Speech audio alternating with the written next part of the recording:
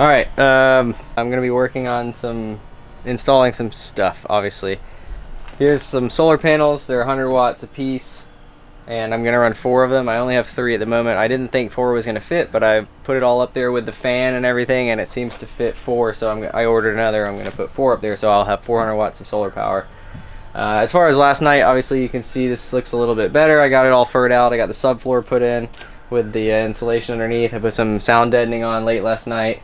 And yeah, everything's furred out, ready to go for the insulation. And then I'm using that polyiso board on the roof of the van because polyiso apparently is very, very high R value, and also the roof is the most important part to insulate from what I've read. So first I gotta put the solar panels on, drill holes in the roof, mount those guys with some butyl tape and some lap sealant, and try to beat the rain because it's supposed to rain tomorrow. I don't know if it's gonna rain today, but all right, let's get to it.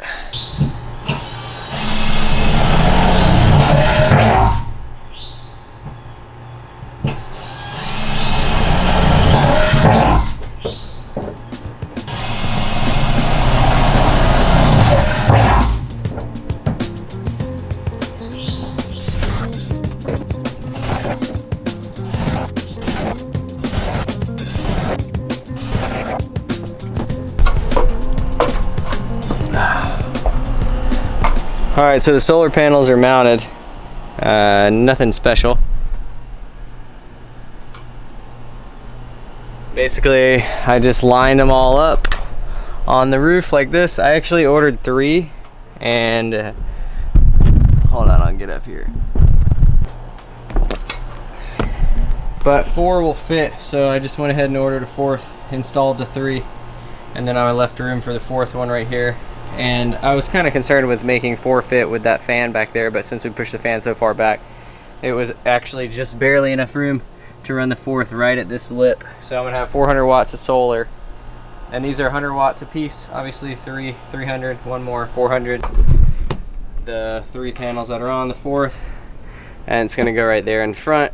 I have basically laid the panel down and marked with a Sharpie through all these holes, and I'm about to drill the holes and then put some butyl tape down and mount this last solar panel.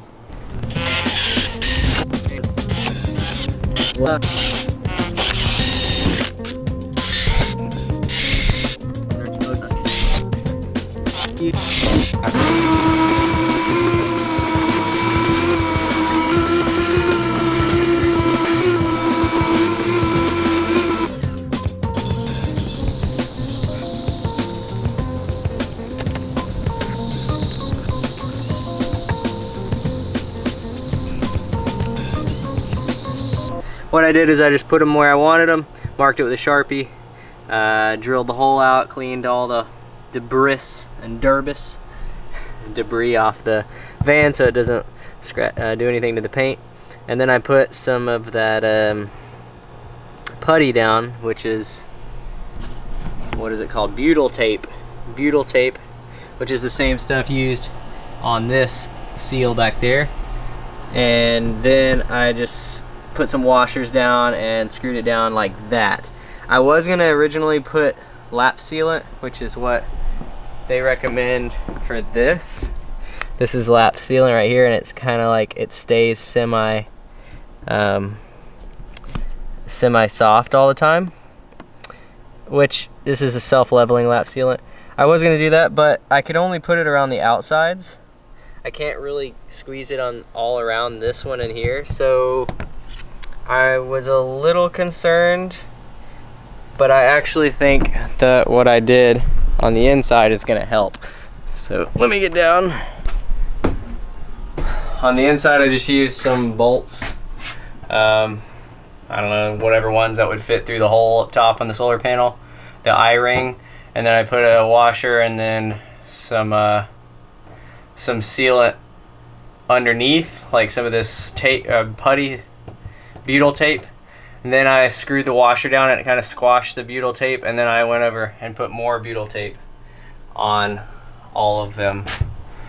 I'm gonna finish up mounting the hardware for the solar panel. So I have 400 watt solar panels on the roof, and I need to wire them all in parallel right now so that I can have all 400 watts inside the van, because right now they're just hanging out, they're just mounted.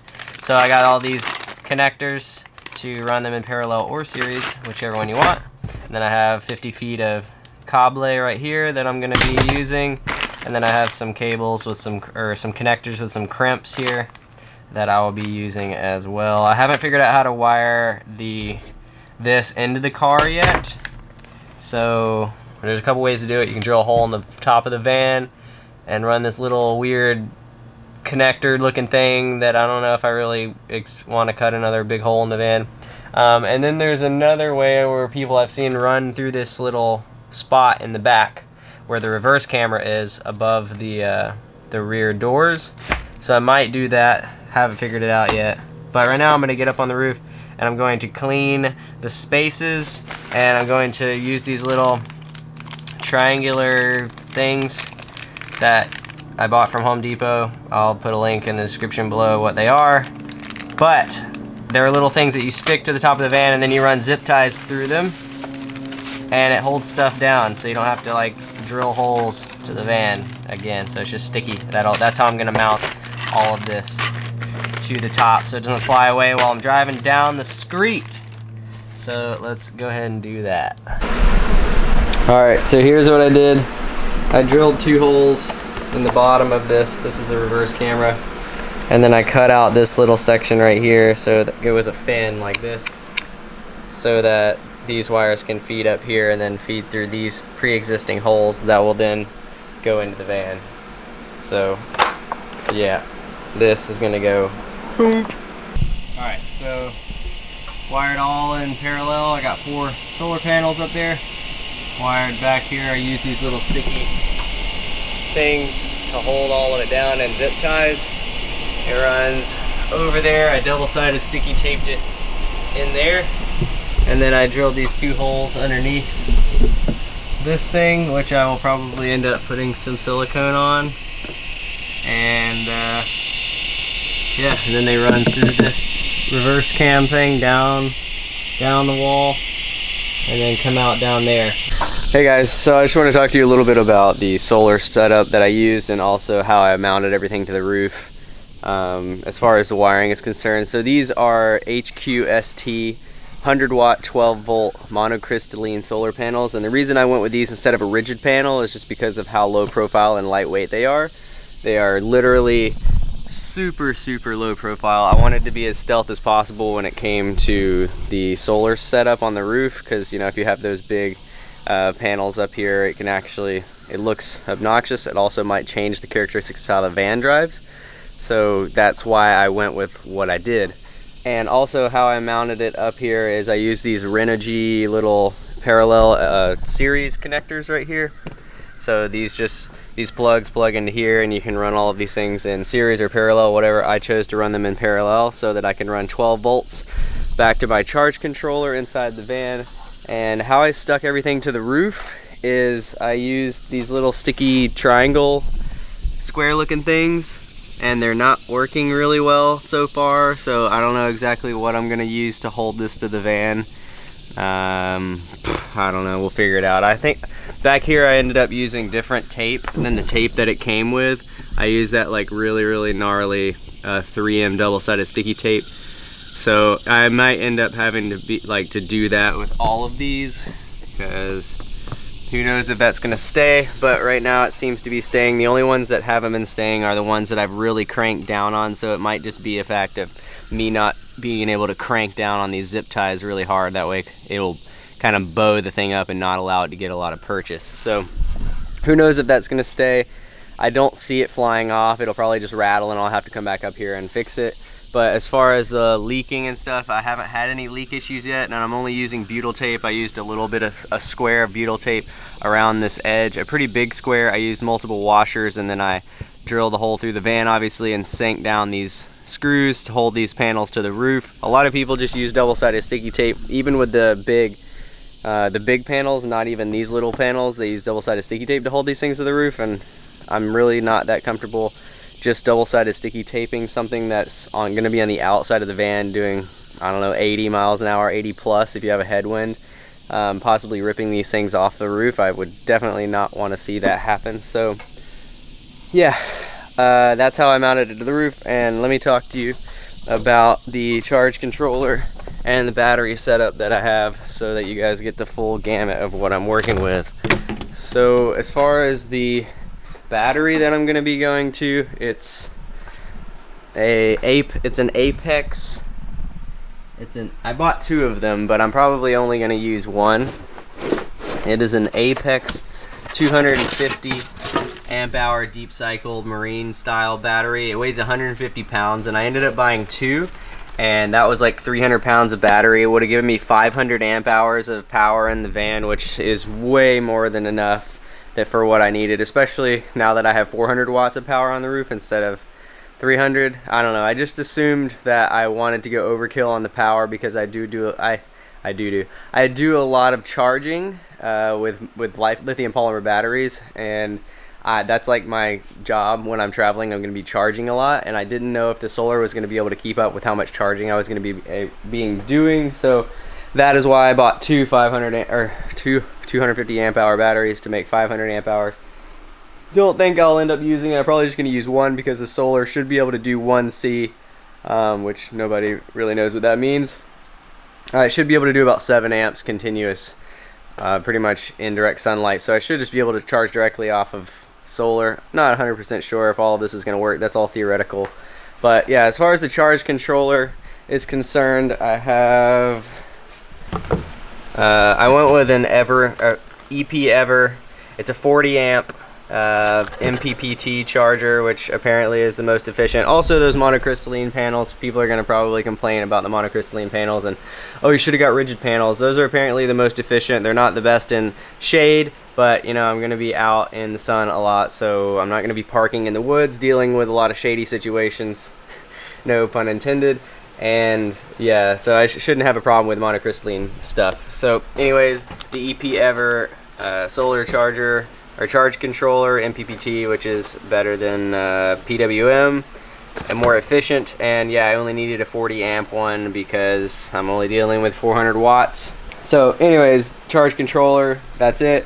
Then as far as the inverter for my AC power, I'm going to be dealing with a lot of DC, so I'm not really going to be worried about too much AC. I bought a 1,000 watt, I guess, Andextrix. I don't know. I ended up watching this dude that had 1,000 watts of power on the roof of his Sprinter, and he went with this inverter, and all it is it's converting DC to AC, and then you can use it with your typical plug. So usually what I would use AC for is charging my laptop, charging my phone, and possibly hooking up other people's chargers for a very short period of time.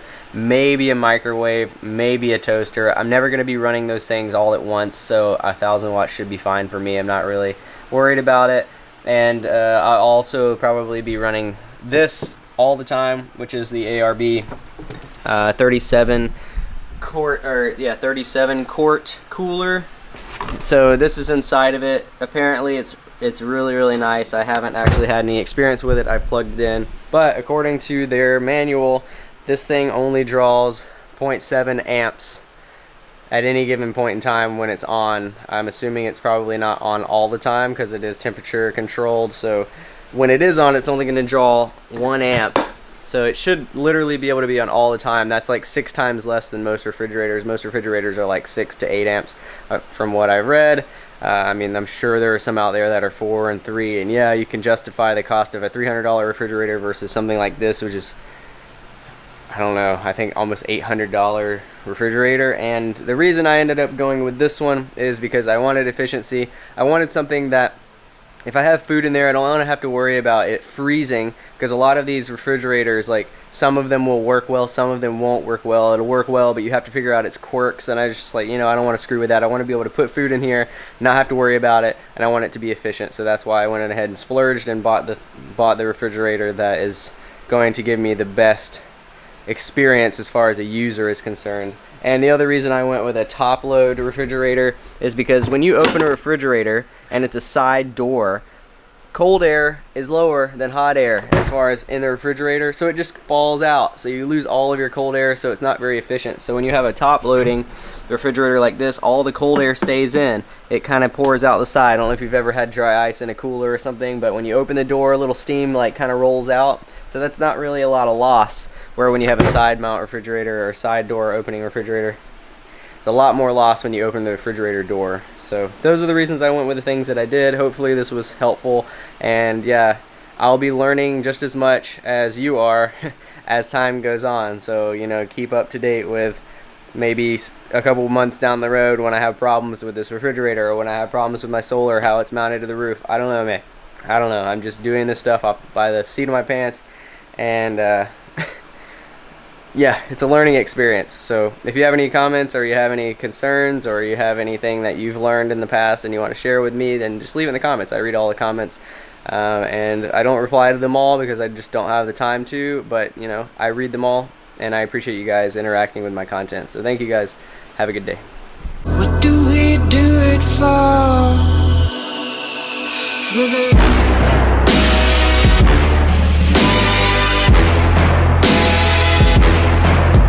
For the